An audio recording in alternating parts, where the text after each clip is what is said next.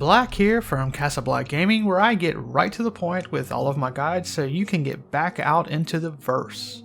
Today I wanted to toss out a quick loadout for what I'm seeing popping up all over the verse, and that is the Anvil C8X Pisces, due to the awesome low price for the starter pack, which is a steal for this ship, and the one I recommend anyone pick up right now while the sale lasts. But how should you new players load it out to get the most out of it? Well, I'm glad you asked. As with all of my videos, I'll be showcasing the ship systems first and the weapons last, but I recommend you upgrade your weapons first as you will get the most bang for your buck with these upgrades, especially if you're doing bounties with this little ship. Even if you're not doing bounties, the upgrades I recommend here will help you with things like getting where you need to go faster, which is always good because time is money. Alright, so for your shields, I would upgrade to the FR66 as this will help you absorb more damage than the stock shields, and you can pick these shields up in Crew L1 or Cousin Crows on Orison. Now for the next two items, the power plant and coolers, these are not going to net you much of a boost at the moment because these items are kind of similar across the board until a ship component revamp is done, and so my fingers are crossed that we'll get some definitive news on that this Friday with the May 27th Star Citizen Live with the vehicle team. But for now, if you want to get these just to say you have them and for that maybe 1% boost for the power plant, I recommend the JS300, which you can pick up at the HER L2 or again Cousin Crows. And for the coolers, I always like the Glaciers, which you can pick up at Port Tressler or Cousin Crows. These parts are a bit pricey to begin with, so I'd only grab these after you've made a few 100,000 creds. Alright, so the Quantum Drive I recommend is the Atlas, which you can pick up at HER L5, and is something you'll definitely want to upgrade right away as it literally shaves off minutes from long voyages.